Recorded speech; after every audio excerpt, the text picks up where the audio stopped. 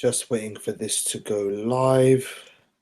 Give me a few seconds. Bear with me, guys. Takes a few seconds for the Hangout to sync to the YouTube. Okay, looks like we're live now.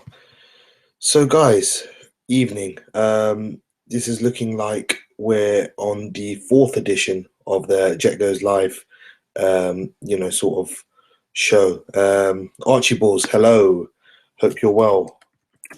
First guy in the room. So yeah, we're off to a decent start with one of the loyal fan base. Saying hello. So yeah, hope you're well, Archie. There's a, it's been a quiet weekend, but there's a fair bit to talk about. I actually have a note. A note in front of me, so I have a few stuff that I have written down. This time not on my phone, it's on some paper, so slightly more professional. But yeah, I mean, I'm going to try and incorporate a Skype call or two. Unfortunately, my Skype has been a bit dodgy, but so it looks like I'm gonna have to use my personal handle.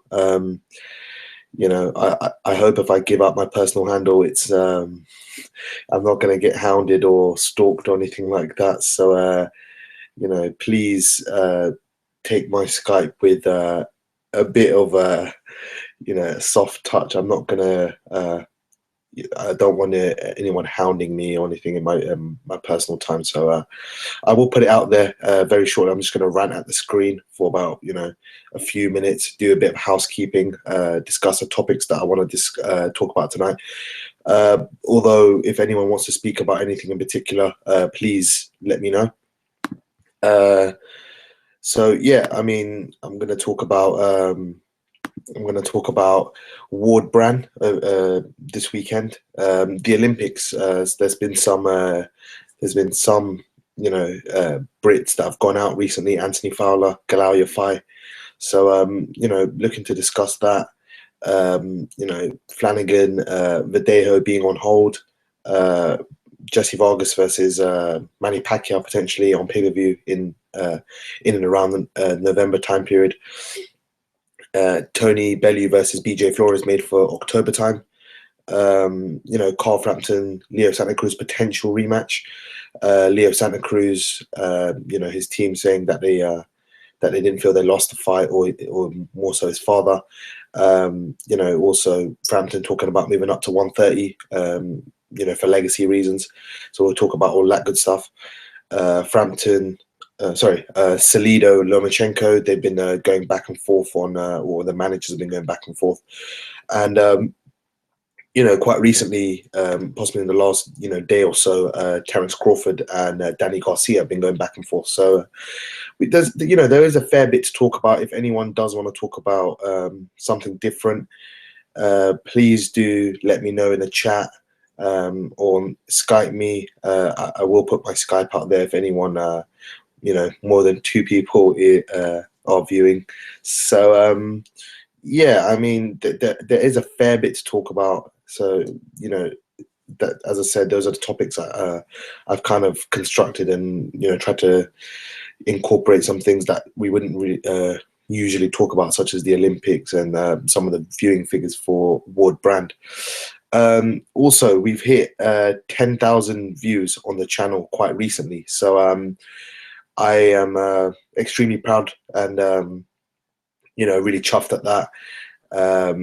You guys make the channel what it is. You really push the channel and help the channel grow, develop. So please give the thumbs up. As I said, that someone's obviously given a dislike. They've changed their like to dislike, but please give the thumbs up if you guys enjoy the video.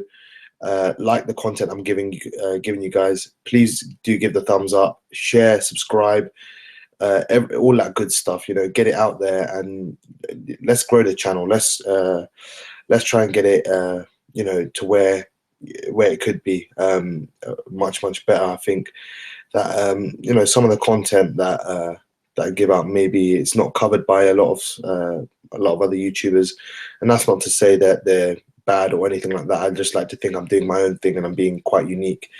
And you know, some guys on the podcast, I know I'm on the BG podcast, they say I'm the biggest boxing nerd on there. So yeah, no, I know, try to incorporate a few things and try and do a few things differently, and hope you guys are all on board. Please do leave your comments in the chat. That will, you know, we can get back and forth. If you want to Skype me, then please do that as well. However you guys feel comfortable, and just get your guys' opinion on everything. You know, it's good to have someone else's opinion, not just my own. Archie, I dislike my mistake, change back to like. Cheers, mate. Thank you. Appreciate that. Hope you have something to say on the Tyson Fury issue. I'd be keen on hearing your thoughts on that, mate. I know you're a big fan of his. Yeah, I mean, so that was just a bit of housekeeping, and a bit of, you know, just trying to get my my take on the channel. We've dropped off on subscribers quite recently. We've you know, lost a fair few, so you know, not the best of stuff, but we've had a few join as well, so it's been, you know, a bit touch and go, sort of like that, you know. So I got a few yesterday. I got a nice tweet yesterday, so thank you to the gent who tweeted me yesterday. I really appreciate your kind words. I was on the Boxing Gossip live show, and we were speaking about all things boxing as usual. So yeah, good to hear your thoughts, mate. I hope you can join today, and yeah, let's get cracking. Alexander Brand versus Andre Ward. Very, very good fight. I mean, in terms of what the fight kind of came about, it was a total shutout for me. You know, I couldn't give Brand a round at all. What I would say is, you know, Andre Ward, he was coming off a layoff, and I do stress he was. You know, for me, he's a fantastic fighter, and we really need to appreciate his skills, his talent, and you know, what he's going to bring into the Sergey Kovalev fight. This fight, we didn't really learn too much of it. That's the problem, and I think, you know, against the sort of limited opponent in Alexander Brand, who didn't really, you know, fight to kind of win. I think he just fought to get his name out there and survive. And that's totally understandable. If he's like a high-class journeyman, he doesn't want to lose that sort of tag and get, you know, horribly knocked out, or, you know, give maybe Ward more problems than he has to. You know, it sounds me stupid saying, but you know, some guys come there to just spoil, make it ugly, or, you know, kind of just be content to be a punching bag for how many rounds they can. And I think he was content to be really a punching bag. He's not a light heavyweight. He's a super middleweight. He has a one split decision loss to Badou Jack on his record, the only loss of his career. But for me, it's not about you know, the loss. It's more about the woeful opposition he actually fought. And you know, for me, he didn't win anything in this fight, Andre Ward. But I think he's the sort of fighter that can, you know, can just kind of grow and develop with each fight. They don't really need to fight a sort of certain type of fighter or a certain style or anything like that. They can always fight, you know, just anyone and kind of get away with it, because they're probably that good. And you know, Andre Ward is, you know, just a boxer's boxer. I thought the move to southpaw, when he moved to southpaw in the fight, it wasn't you know, it wasn't seamless, and it wasn't like a Terence Crawford or a Lomachenko, you know, those sort of guys. It wasn't just natural, slick. Even Tyson Fury, it wasn't very it wasn't a seamless transition by any means. And for me, it really didn't look good. I've got some figures on the Ward Brand fight. It was the 6th highest viewed boxing event on HBO. To be fair, there hasn't been that many, but it was a stark downturn in viewership for Andre Ward. You know, he had about 1.064 million. so just over 1 million views for the Sullivan Barrera fight, which was a much tougher opponent, a much better fight in terms of the opponent himself. This fight done about 742,000 buys or views, and Andre Ward would not get 742,000 buys ever. I don't think he's just simply not a big enough name. But yeah, views. So I mean, that was significantly lower than Chilemba Kovalev as well. I think many more fans were actually interested in the Kovalev fight. Sorry, it's been a long day and a long week actually. So yeah, apologies if I'm looking a bit worse for wear. So yeah, I mean, the Barrera fight it was much better. And this fight, I don't know what Andre Ward learns from this, but we have to wait and see. Hopefully, he can learn something, take it into the Kovalev fight. All systems go for November 19th, I think it is. And yeah, I mean, looking forward to see Kovalev Ward. You know what? I've changed my mind on Kovalev Ward so many times. I've been with Kovalev, then I've been with Ward, then the odd dodgy performance from one or the other has kind of swayed me, back and forth. Don't think someone like Andre Ward has didn't look as good against Paul Smith, for example. But yeah. Oh, Nat, hello, mate. I'm going to be discussing the Olympics, the Olympic boxing in Britain. So yeah, this is the fella that wanted me to speak about that. So I'm going to be speaking about this in this live stream. I hope you're well, mate. Yeah. So I mean, right now I'd side with Ward. Very slight lean to Ward, but yeah, I mean, it's a tough one. It's a really tough one. I'd give a slight lean to Ward, but Kovalev has that game-changing power. He does have good skills, so all is up for grabs. Let's put it that way. So yeah, I mean, it's going to be a good fight. Let's put it that way. Typical boxer versus puncher, but the puncher here can box a bit. So we just have to wait and see and try and we just have to I guess see what comes of the fight. Hopefully it's a decent undercard as well, but don't know if it will be. Don't know if it's in America or not. I haven't really heard anything from the venue and that sort of stuff. I just had a date, so yeah, I'm hoping it's a good fight. It'll be on HBO, so we'll get to watch it as well. Moving on, let me know your thoughts on Kovalev Ward, Brand Ward, viewership numbers, that sort of stuff. Barrera, all those fights, Pascal, both the fights, Hopkins, all the stuff to do with Kovalev Ward. Put your thoughts in the chat or Skype me.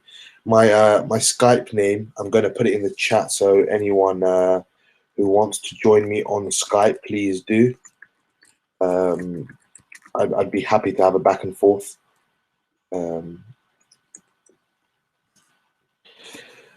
Yeah, briefly. Archibalds, what you reckon going on with Fury Clip? Still on for October. Yeah, well, you know what? My thoughts on Fury, Klitschko, and Huey AJ. You know what? It's a tough one, mate. It really is a tough one. I think Fury will fight Klitschko certainly again, but October, November time, you know what? It's a tough one. It'll be almost a year since they last fought, I think, something like that. Or am I wrong in that? Saying that? You know what? I think I'm losing my marbles, but yeah. I mean, it's a tough one, honestly. Like Fury is had this sort of drug scandal, and so is Huey. Peter's come out and defended, saying they've been cleared by UK anti-doping and that sort of stuff. Eddie's obviously been talking about Huey AJ. That's sort of a tough one to sell. I mean, Huey has not looked great in some of his fights. You know, especially his last fight against Fred Cassie, he laboured to that a TKO win, and it's a tough sell. I mean, AJ is going to do most of the pay-per-view buys on that sort of in that sort of fight. 11 months to a year, so I was right, yeah. But I really don't know, mate. Fury Klitschko will happen. Let's put it that way. But I think UK anti-doping is going to have some sort of exemption or something on the lines of that to enable Fury to fight, because he's been thoroughly inactive. He's been horribly out of shape. He's been injured. So I think they really need to understand that they're digging up, past misdemeanors. Possibly, I don't know if he did fail or whatnot, but to dig it out of the grave, I think from possibly 2 years ago is a joke. So yeah, I mean, it's just a nightmare for the Furies to deal with. I have to have some sort of sympathy and empathy towards them. That you don't want to be dealing with this sort of stuff, consistently. It's just a joke. But yeah, I mean, it's a tough one. Huey AJ. I don't think that fight's going to happen. I think AJ Stiverne is going to happen. I've heard rumors that Hearn was recently in New York trying to make Eric Molina, or trying to sell Eric Molina versus David Price. I know Price is with the Sauerland brothers, so but he'll be fighting on Sky if that as part of like a double bill. The main event will be AJ versus Stiverne. I think both of those fighters, Stiverne and Molina, are with Don King. So that was the rumor I heard a week or two ago. So I think that will probably be more likely than Huey AJ. But anything's possible. It could be AJ Price for all we know. So or AJ Hay. There's a load of options for Eddie Hearn and Anthony Joshua out there. So yeah, we'll wait and see. Really, he's still got plenty of time. He said he wanted the rest. So yeah, we'll wait and see. Obviously, his mandatory Joseph Parker's fighting Dimitrenko in November. So yeah, we'll see the outcome of that. I'd expect Parker to win that quite handily. So yeah, let's see what goes on with that. But some interesting stuff with Fury Klitschko and Huey AJ. The heavyweight scene as well. Very very interesting.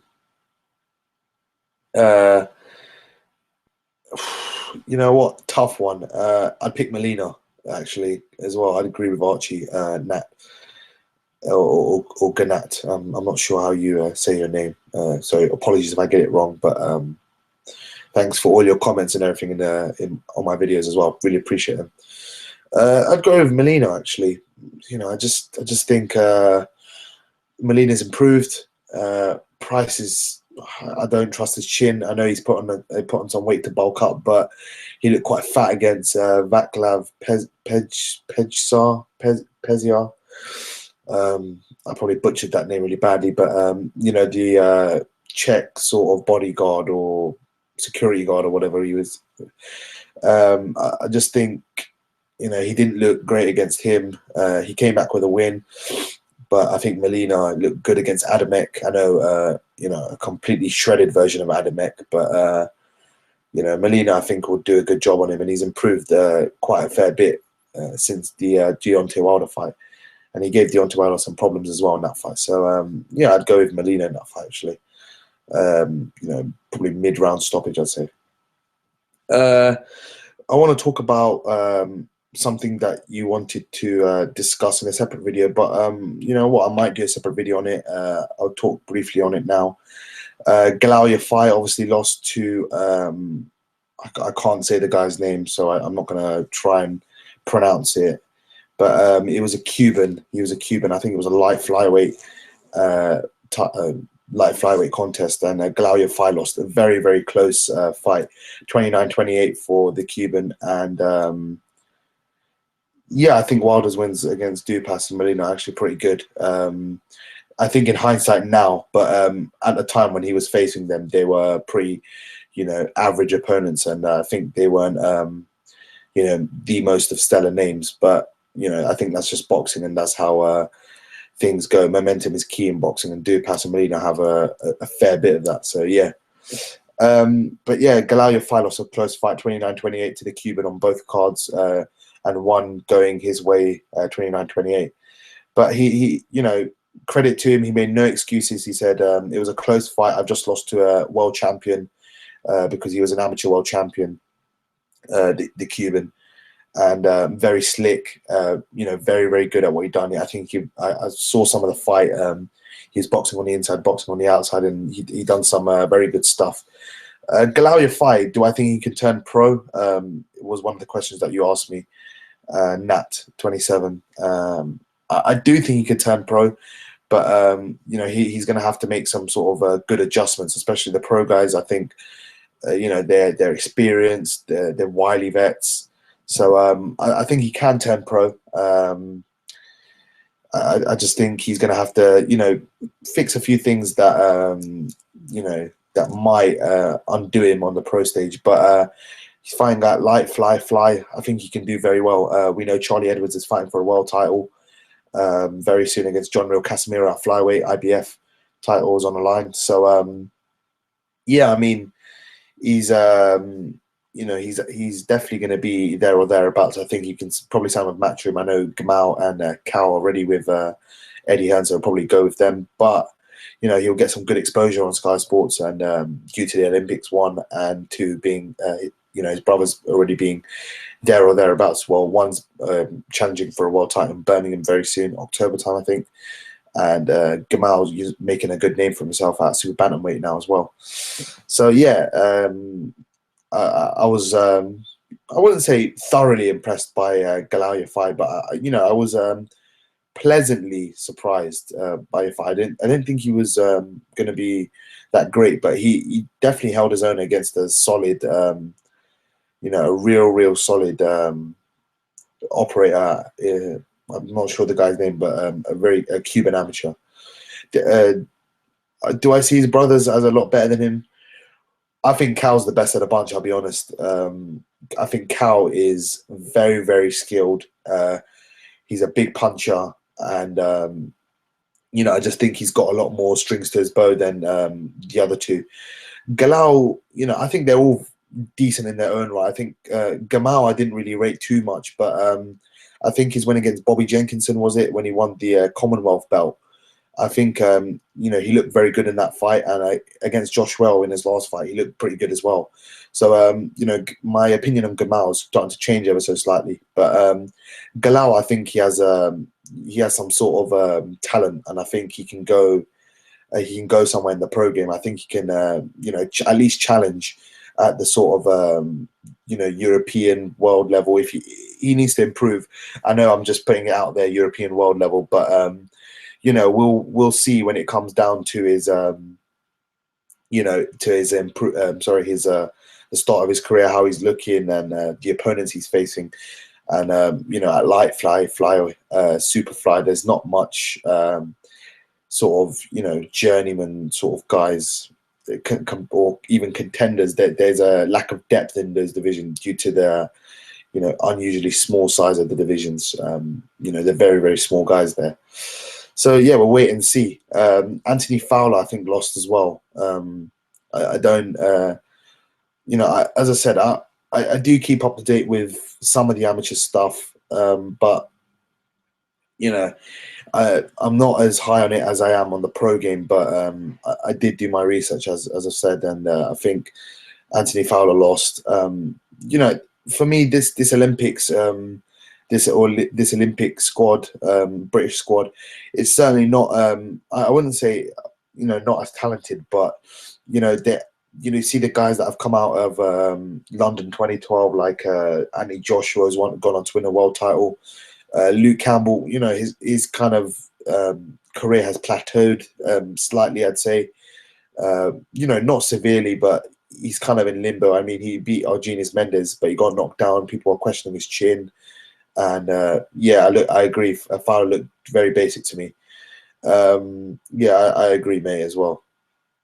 But yeah, I mean, it's a tough one. It really is a tough one.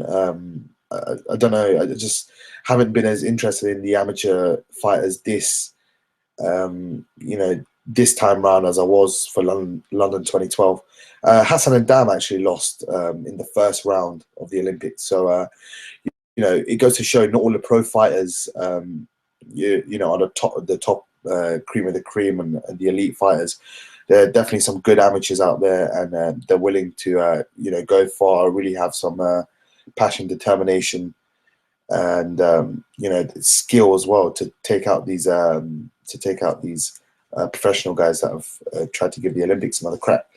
Yeah, Campbell's chin is I don't know if it's the weight. I really don't know, but he doesn't look comfortable at times when he gets hit, and I don't know. It's definitely a worry later down the line, especially against the top sort of guys. I think if he's matched carefully, he'll be all right. But against these sort of guys like Yvonne Mendy and those sort of guys that are just going to keep coming forward, not respect your power, not respect your amateur pedigree and skills, I think they're really going to give Campbell a lot of problems. I think he could probably squeeze through them, because he, even on his worst day against Mendy, he was still in the fight. But it's certainly a really, really tough one with Luke Campbell. I think if they can match him against someone like an Anthony Crawler, who doesn't have shed loads of power, then I think he might be able to do decent against them. I wouldn't say he would beat Crawler now, but I think his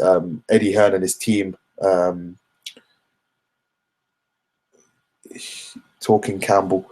I mean, I've heard some rumours that Crawler and Campbell are gonna, Crawler and Campbell are gonna face off very soon. Yeah, you know what? I wouldn't say Eddie Hearn is. I wouldn't say Eddie Hearn is using Crawler as bait for Campbell, but I mean, it's a tough one, really, mate. I'll be honest. It's a tough one. I don't know what to make of that, but I think Campbell's team need to match him very, very smartly in order for him to get a world title. Campbell fight was a fix. I really don't know, mate. Argenis Mendes certainly did not fight after the third round. I'd say he knocked him down. He knocked him down in the second, but really didn't really capitalize on it at all. Apparently, I heard a rumor that Campbell broke his jaw in the fourth round. So make of that what you will, guys. So yeah, that's something I heard. Going back to what you guys said about before I carry on the topics list. You guys were talking about Carl Frampton. You know what? I'd pick Carl Frampton to beat Santa Cruz actually, if they were to face again. And I'm hearing rumours that there is a rematch clause, and Carl Frampton will face Leo Santa Cruz again. Don't know where it will be, but yeah, I'd expect Frampton to win. Frampton looked, mate. I have to. You know what? I'll be honest, and I did pick Leo Santa Cruz. Not that I didn't like Frampton or I thought he wasn't good or anything like that.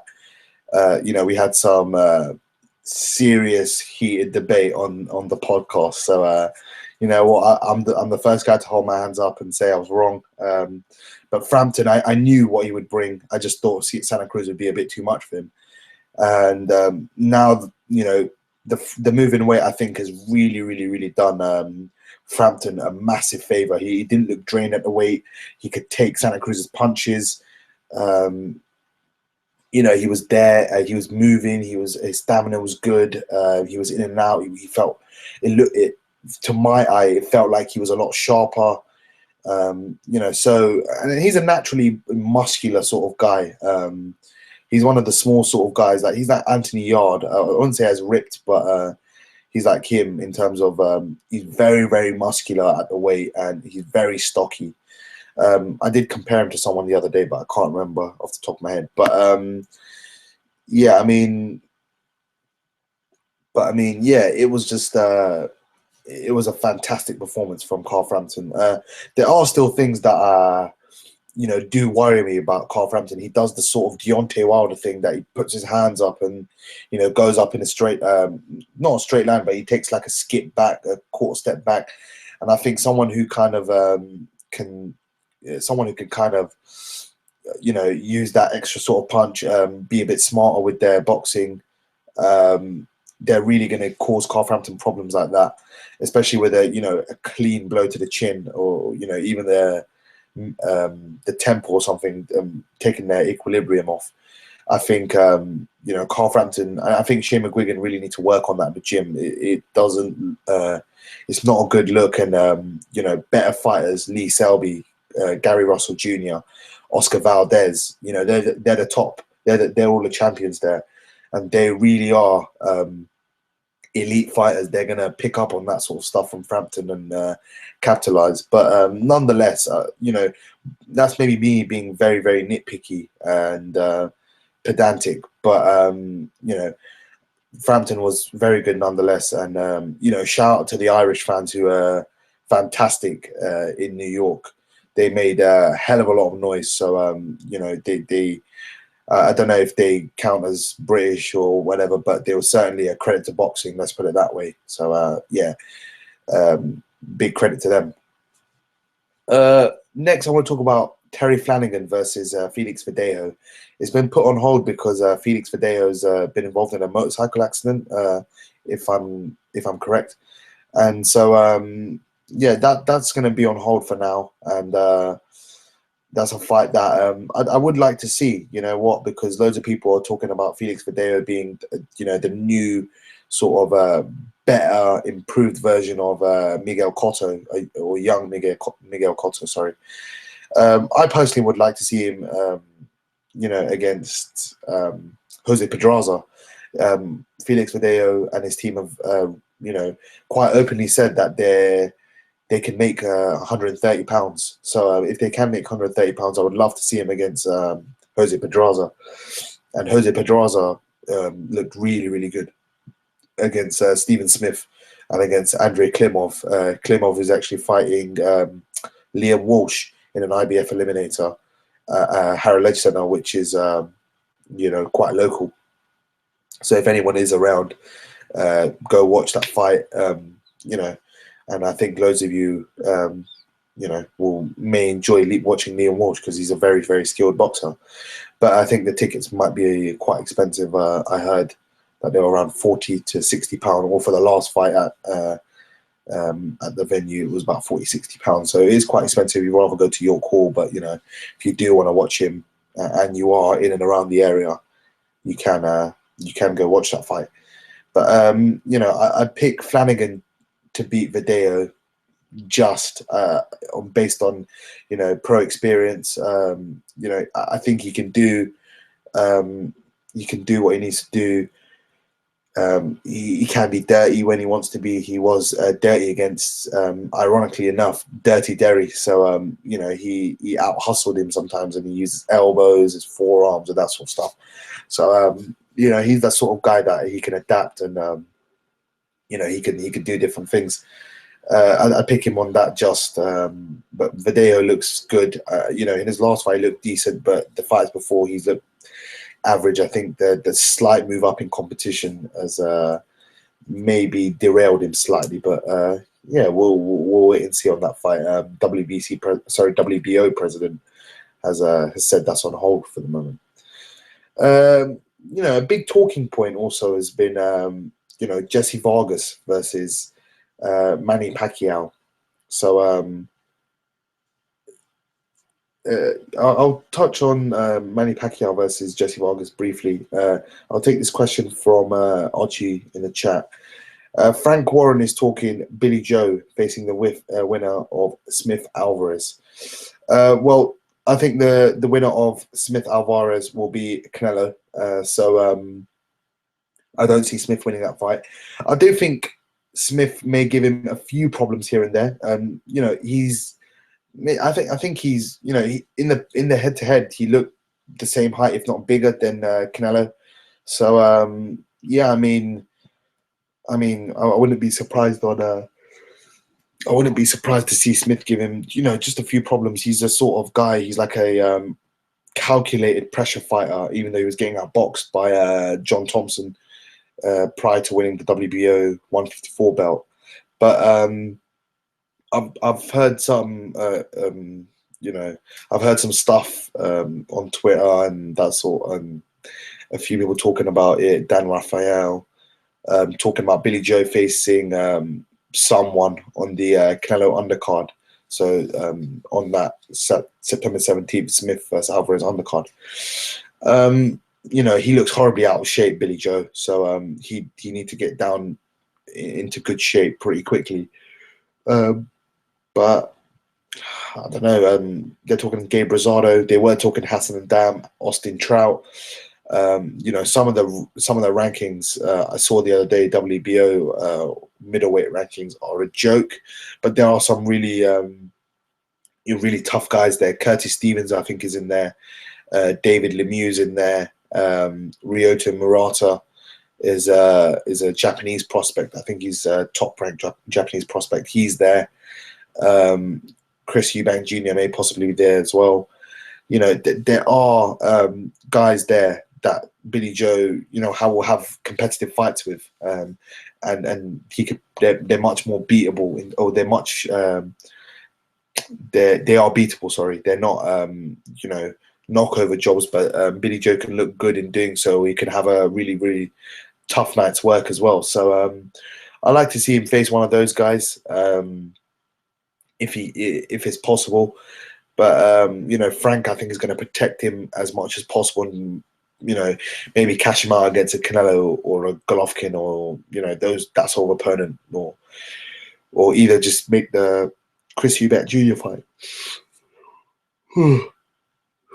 Sorry, as I said, it's been a long week, and so I'm looking a bit worse for wear. But yeah, I'm only halfway through the topic, so you guys get to listen to me for a good while. Yeah, we're up to 4 people viewing, so watching live. So Archie, Nat 27. I'm not sure the other 2 if they've put in the chat. Please do put your thoughts in the chat. If you'd like to Skype me, my Skype name is in the chat. Scroll up a bit and you'll see it. If not, I'll put it back in the chat again for you. So yeah, please get involved, subscribe, share, and all that good stuff.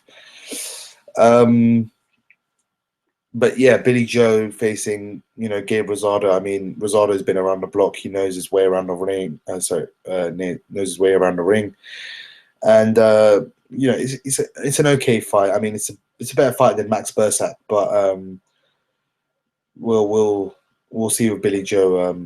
That's the rumor I've heard, that he's going to be facing Gabe Rosado on September 17th. But then again, I heard another one that he's going to be headlining his own show, so on Box Nation. So anything can happen. Frank Warren, Fish Eyes, Bitter Frank, whatever you want to call him. He must have something in store for Billy Joe soon. So yeah, let's see that and watch the space, I guess. I think Canelo may move up. I don't know. I don't see Smith moving up. I think Liam Smith is probably waiting for a guy like a Kell Brook or something like that. Very possibly going to face Kell Brook. Well, according to Frank Warren, I don't really believe anything Frank Warren says, but or Eddie Hearn or any promoter. But if you go by that logic, he was going to face Kell Brook, so he might be waiting for that fight. If Kell, assuming what we know, and many of the boxing fans and pundits and analysts are saying, if he loses to Golovkin, then the Liam Smith fight may be a potential fight on the cards. But we'll have to wait and see. We'll move on to Pac-Man Vargas, and I think this is a terrible fight for Manny Pacquiao. Jesse Vargas is a very, very poor fighter. I mean, I just don't rate him. He's he's really struggled at 140. He was a big 140 pounder. He looks a decent size at welterweight as well. I just don't rate him. I think he struggled in some of his fights. He got a few split decisions, and there were some of the fights I don't think he necessarily looked good in, and he got a split decision. So I'd say he should have a loss more than a loss to Tim Bradley on his record. And I think in a Tim Bradley fight, he was definitely getting outworked and outboxed for basically 12 out of 12 rounds up until the last 30, 40 seconds. So I think he can't live off that Tim Bradley sort of 30 seconds and rocking Tim Bradley. It's not really fair, and I can't really see Manny Pacquiao beat not beat Jesse Vargas. I can't see Vargas beating him at all. He's not good enough. He's not skilled enough. He doesn't. People say he doesn't. He's a decent puncher. He knocked out Saddam Ali, but I just don't think he punches hard enough. Fundamentally, I just don't think he's good enough. Nat 27, mate, you're totally right. Brooke Vargas was a bad match, but at least it was a unification. This is absolutely awful. It's a complete mismatch, and I think Pacquiao can almost decapitate this guy. He's terrible, Vargas. I just don't rate him. Some people may have a go at me. I know me and Callum B on Boxing Gossip's live show, we always have a back and forth, and he's a good guy and that sort of stuff, and he always sticks up for Vargas. But I just do not rate him. He's just not good. We've dropped off a few viewers, but hopefully everyone can come back. And it's just I don't like the matchup, and I would have liked to see Pacquiao end his career probably with his last fight against Terence Crawford, but I'm sure Khan would have taken the fight. Do you know what? Amir Khan is definitely a character, mate. He's been talking Conor McGregor, and I'm a big fan of MMA, massive fan of football. We've had some massive football news. Paul Pogba's signed for Man United. I'm not a United fan. My club is a championship club, so but we've had a lot of news recently and back and forth. So and Amir Khan is definitely taking some of the limelight these past few weeks. So I mean, you know what, Amir Khan is a character, but he needs to focus on getting back down to 147 and really just focusing all of his efforts on trying to get a big fight and trying to get a meaningful fight at 147, because he really hasn't had a meaningful fight at 147. Chris Algieri was supposed to be a decent fight, but Algieri was a punch bag for 12 rounds against Manny Pacquiao, and subsequently he's lost pretty heavy to Errol Spence in 5. So Amir Khan, if I was him, I would just focus on doing well at 147 and focusing there. Andre Wood vs Kovalev. Archie, you know what? As I said earlier on in the show, slightly into Andre Ward for me. Before, I did think Kovalev would win by decision, actually, and you know what? I could still see that, but it was. I don't know if it was he was ill during the Chilema fight just before, so I don't know if that really severely affected his performance, or it was just Chilema being very awkward and very elusive in comparison to someone like a John Pascal or something like that, or a very, very faded Bernard Hopkins. So I'm gonna lean to Andre Ward, but fight night my opinion might change, or tomorrow my opinion might change. So you know what, we'll just wait and see on that. But I think Andre Ward, slightly, I'm gonna lean to him now. Bellew versus BJ Flores. We're almost done with some of the topics, so we'll be heading off swiftly. If anyone wants to Skype me, please Skype me. Can't you go to 140? Brooke will survive, but let's put Chilema would hammer Brand. Yes, he would. I actually think he'd probably KO Brand, if I'm honest. Chilema's a good fighter. He's not got a massive power, but I just think he's he's too good for someone like a Brand. But I guess styles make fights, and some people just like to, kind of take it easy and go through the motions. But maybe that's good for Ward, and he's thoroughly ready now for Kovalev. But we'll wait and see. Khan, I don't think can make 140. He looked like a skeleton at 140 when he was facing people like Maidana and Danny Garcia, and I just think that extra sort of bulk on his frame is a bit good. Is a bit good for him. He doesn't look as he doesn't seem as lightweight, or he doesn't seem as as bad at the higher weight. I think 147 is a very, very good weight for him, so he should stay there. Brooks surviving, on the other hand, he'll come through it, but will he still be the same fighter after? It's a tough one.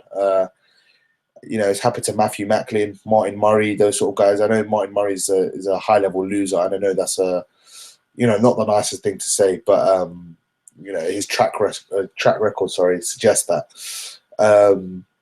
But after you face Golovkin, it's very, very hard to come back. It's proven. He doesn't leave many people sitting pretty. Let's put it that way. So good luck to Brook, mate. I'll be honest, he's got some serious balls going up to face Gennady Golovkin. He did say he would fight him at like 157, 156 or something like that, but got up to full 160.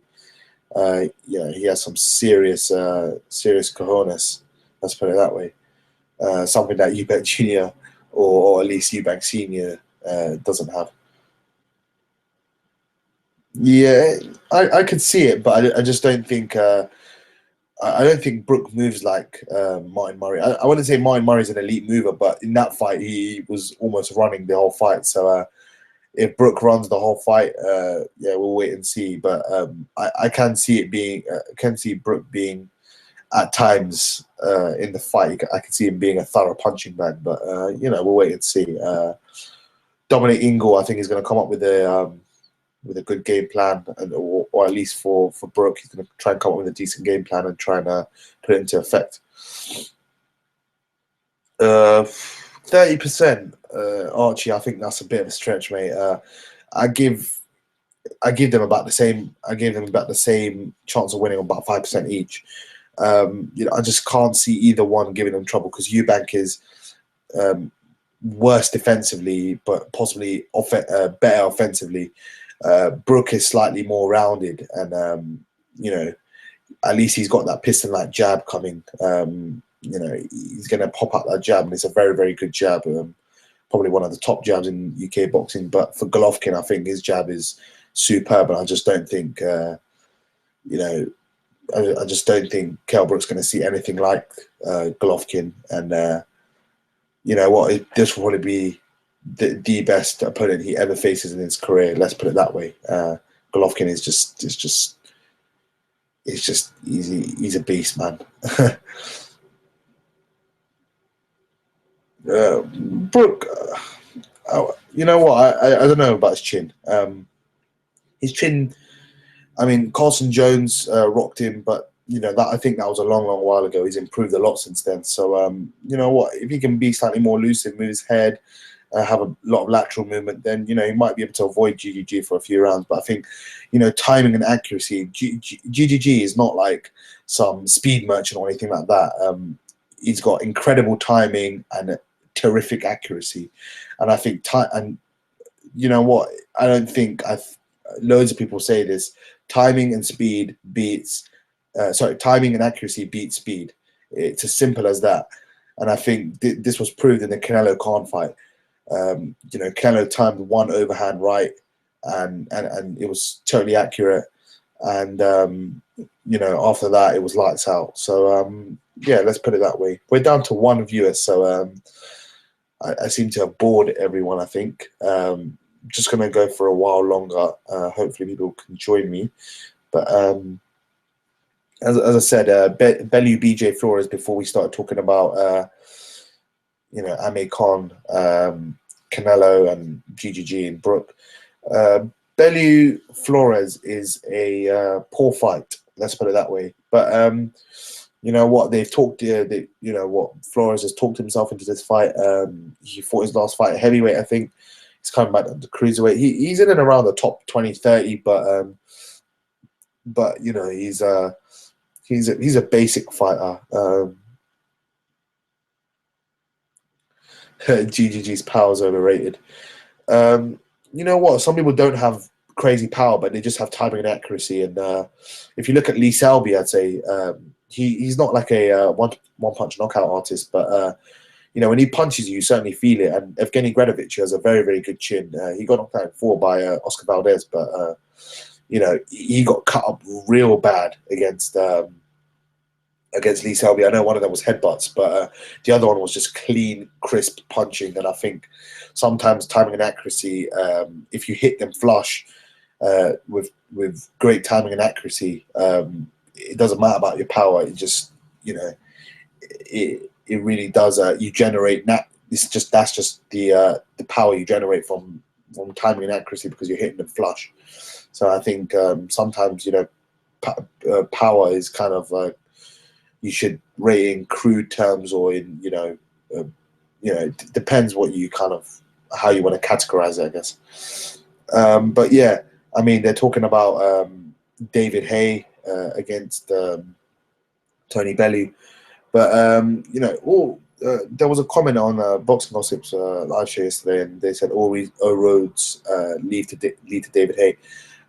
You know, there was a recent video, I'm not sure if you guys saw it on Instagram, that, you know, David Haye was saying, and you, something like that. And Ruslan Chagaev has also recently retired, and a WBA regular belt is, you know, is vacant at the moment.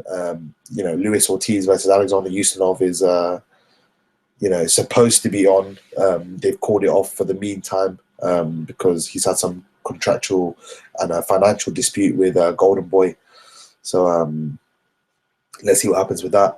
But that was for the interim WBA belt, sorry. This one would be for the regular belt. And I think the next highest opponent would probably be, you know, Lucas Brown, possibly, someone like that. But, you know, I think it'd be Frezequendo, who's got a court order for a mandated, you know, mandatory sort of shot at the belt. So it could be Frezequendo, but, you know, sorry, David Haye would probably beat all of them, but it's a Mickey Mouse belt. I mean, WBA regular and interim.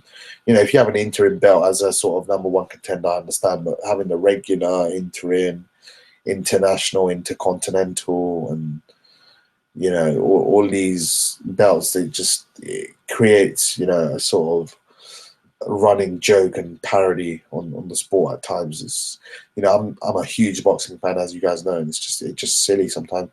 You see a guy getting a belt and you're just thinking, oh, he's a world champion. Like the casuals will think he's a world champion, but he's not. It's just a standard sort of rubbish belt. It's silly sometimes, but yeah. Oquendo, is he any good? No, I don't rate him anymore. Back in the day, possibly, but not anymore. He really didn't look good against Ruslan Chagaev in his sort of last fight, and yeah, I don't rate Oquendo. I don't think he's that good. But yeah, we'll wait and see. I guess we'll wait and see if David Haye, or if you want to call him he who shall not be named, if I'm carrying on from the podcast. But yeah, they were no Oquendo. I think Brown would beat Oquendo. Chagaev and Oquendo would always be like some sort of a competitive fight because they're in and around the same level. I think Brown was winning against Chagaev quite handily. I think, you know, loads of people had Chagaev winning quite handily, but I thought Brown was doing a better boxing, getting off the cleaner work sometimes. So yeah, and Briggs is ancient, and David Haye's ducking him. It's him. So he flat out ran from him at the Frampton Santa Cruz sort of. Frampton Santa Cruz, you know, fight. So yeah, I mean, we'll wait and see. I mean, Bellew, BJ Flores is to sort of maybe build up to it. I don't know, but up to Haye. But we'll wait and see. I mean, I'd expect Tony Bellew to win a sort of, you know, pretty boring fight. You know, I'd say 116, 112, something like that. BJ Flores might be in the fight. I mean, it was a very, very close fight against Bellew Shumanov in his last fight, his last fight down at Cruiser. So for the WBA interim title, the super champion is Lebedev, regular is Shumanov, he was upgraded, and Unier De Cortis, who's a very good Cuban. I'd expect De Cortis to beat Shumanov actually, but yeah. That's my thoughts on Bellew BJ Flores. I'd like to see Bellew face Maurice Bridis or Grigori Zod. I think he lose to I think he lose to. I will get to that very shortly, Archie, as well. Yeah. Yeah. So yeah, I'd like to see him face those sort of guys, but I don't know if that's going to happen. With the voluntary and that sort of stuff, we have to really wait and see. Really wait and see on that one. Hay versus Tyson Fury. I think Fury would beat him. Hay doesn't do good against tall opponents. Hay versus AJ. That's a really tough fight, mate. I don't know, man. 50-50 for that one. Slightly into AJ. Slightly into AJ. I'd say that. I like Hayes' style, but he's a muppet sometimes at what he does, talking and that sort of stuff. So yeah, we'll wait and see. Hay Wilder, I think Hay can win that fight. That's probably the only tall opponent that could beat. Wilder's too defensively open. Even in his last fight, he was good, but with one hand. But I just think defensively, he can be there to be caught, and Hay's a dynamite puncher. So with good skills, which is more important to add. So I think he can beat Wilder. Hay versus Klitschko too. I think Klitschko can win that fight. He becomes very low output against the tall opponents, and I think Klitschko would just ramrod that jab in his face. So yeah, those are my thoughts on those fights, Archie. We've spoken about Frampton, Santa Cruz rematch, and possible move up to 130. So we talked about that. We've got that out of the way. There's one or two more things that we want to talk about, and I'll head off, and I'll leave you guys alone. Let's put it that way, because we only have about 3 people viewing. So to the 3 people viewing, big thank you. You've been with us throughout, and Nat and Archie, you've been a real pleasure to talk to as well.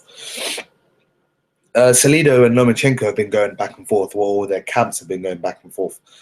Igis Klimas, I think his name is, the manager of Lomachenko. He's said Salido's a running joke. He wants way too much money to face Lomachenko in a rematch, and Salido is basically saying, "Pay me what I deserve because I'm the A side, because I've beaten Lomachenko and his style of fighting is crap," and that sort of stuff.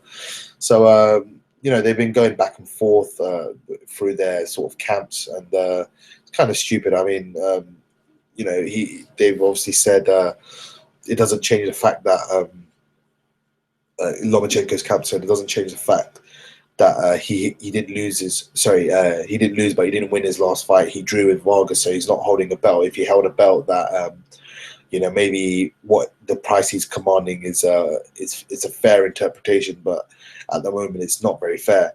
So you know what, I would just wish these guys would get it on, but I think Salido should take his ball and walk home. I think Lomachenko is just ridiculously improved to the point that I think he would school Salido now. Salido is very, very good. I think he's been in so many wars, and he's been a pleasure to watch. But I think, you know what, now I just think Lomachenko is way too good for him. Even then, I think that was a really, really close fight as well. It wasn't like a mauling.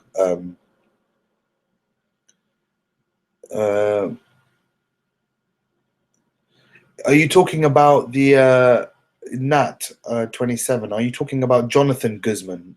He's a super bantamweight, I assume. Didn't he beat Shingo Wake recently? Let me know in the chat, mate. Because I've seen him. I saw the fight against Shingo Wake. He looked pretty decent, actually. And he's not a bantamweight. He's a super bantamweight. He won the vacant IBF strap that Frampton vacated before he moved up to face Santa Cruz. So let me know in the chat, mate. Yeah, I mean, so, you know, Lomachenko, I just think is too advanced, too skilled. And if anyone is interested in a video, you know, I will post it, or it's on my my Twitter feed.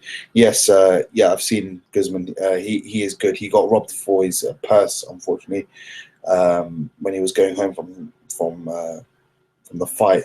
But he's a very, very good fighter. You know, I'd just like to see him face a few more known opponents. Shingo Wake was a good opponent, but a few more known guys. But yeah, Lomachenko is supremely skilled, mate. He's a fantastic fighter, mate. One of the best amateurs ever. And you know what? When I show all my friends boxing, they say who are your favorite, some of your favorite boxers, or who are the most skilled guys in the sport? I straight away go Vasyl Lomachenko, and they go, "Do you have a video?" I showed them this one video with him and Alexander Usyk, and some of the things he does are absolutely superb. His footwork, his angles, you know, the sort of thing he does. He throws a sort of feint jab, and he goes like this, and he brings the opponent's guard down. He's sublime. Honestly, he's a fantastic fighter, and I think Salido and his team really need to stay away from him at the moment. They should take their win and kind of just and they should just like you know, really not go there anymore. They've got a win over him. Take it at that. And I think especially with that sort of feint jab or feint punch, he is you know, he makes it seem so like effortless, and it doesn't look like an illegal maneuver at all. I don't know if it is or not, but he certainly some of the things he does are you know, fantastic. Just if you watch the video, you understand. And you know, hopefully, you know, I know there's Nat and Archie. They're two big boxing fans. If you guys want to know, please head over to my Twitter feed, and it will be on there. He's you know, supremely skilled. Same with Alexander Usyk, who's fighting Glowacki same night as Canelo versus Liam Smith.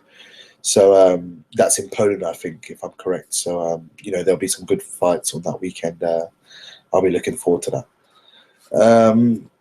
But yeah, we're talking about you know, ducking Briggs, David Haye.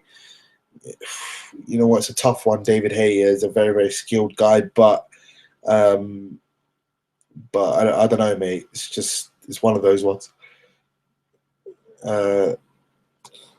David Haye is probably you know, following suit with our good friend Shane Mosley. You know, with all these money issues and that sort of stuff. You know, David Haye is very, very skilled. Don't get me wrong, but he just needs to stop all this sort of I'm gonna fight everyone and I'm gonna beat everyone and that sort of stuff. But you know, just fight someone of relevance. He's a running joke at the moment, and Arnold Jerjai or Jar Jar Binks, whatever you want to call him, and Mark Timori, the bodybuilder, they don't really cut it. You know, he just needs to face someone of note. You know, he can beat someone like a Stivern, a Takam, those sort of guys. So I don't know why he's not facing them. I don't know if he's completely broke. You'd have to ask Archie. So yeah, please do confer with each other. And the last thing I want to talk about is Terence Bud Crawford and Danny Garcia. They were going at it. I think it was today or yesterday on Twitter, and they were saying Danny Garcia was obviously ripping Crawford about 50,000 views on pay-per-view, and he said, "Listen, Bob Arum, you know, Bob Arum, tell him to call Al, and I end careers. Look at my track record and that sort of stuff." So Mark, oh hey YouTube, hope you're well, mate. I wasn't sure if you were watching this whole time. Good to have you on board, mate. Marcos Maidana actually just I actually just read an article about him on Boxing Scene. He said he hadn't announced. He didn't see. He never said he was retiring. So I'm not so sure what the article. If I read something different, but that was on Boxing Scene just today. So it might be conflicting reports, but we'll wait and see on Marcus Maidana. He looked horribly out of shape, but credit to him. He's made his money and he's living healthy, I guess, off it. Or unhealthy in terms of his diet, but healthy in terms of family and all that stuff. So obviously Danny Garcia's called him out, and Crawford said, you know what, I'll take your belt, and I'll take your belt, and I'll take your unbeaten record and all that stuff. So I've seen the size of him. He could easily make heavyweight. He reminds me of the guy. He tweeted it. I'll check my Twitter feed just now as well. So thanks for that, YouTube. If you were watching earlier as well, appreciate that as well. I got a charitable like as well on Twitter by a few boxing fans. So yeah, thanks. And I'm just looking at something on Twitter about Crawford and Garcia. There's many people talking about it. So yeah, I mean, good fight. Good fight for Crawford to win another title in another weight class. But yeah, I mean, Danny Garcia is beatable. He's definitely thereabouts. So in the welterweight division, I think he's not the top guy, or he's not the top top 2 or 3, but he's definitely there or thereabouts. And I think Crawford could do a real number on him if Al and Bob could do business. But yeah, we'll wait and see. There's a lot of stuff. There's a lot of stuff going on in the boxing world. Be on the podcast tomorrow. So yeah, guys, I'm going to head off. I really appreciate all your comments in the chat. Too bad we didn't get anyone on Skype, but that's how it is. Garcia is a cherry pick, actually. Rod Salka, I wouldn't be surprised. He was awful opponent, but I'm gonna make a move now. I'll see you guys tomorrow for the podcast. I hope you can join on Tom's channel, and just get some more back and forth going, and talk about many more stuff.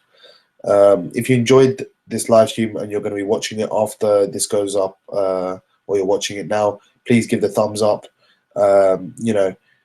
It really helps the channel. Subscribe and share so it gets out to a larger boxing audience. Let's help the channel grow, develop. We've tailed off a few on subscribers. Not trying to. Please do, mate. It will help. At least it's better than me always ranting at the screen, I guess. So we can get you on and get your opinion. Get your opinion on the boxing. And there's not much on this weekend, but there'll certainly probably be some news. So if we can get you on next week, it'll be good, mate. So that's all from me, really. Hope you guys had a good evening. Hope you guys enjoyed, and take care. Speak to you soon. Peace.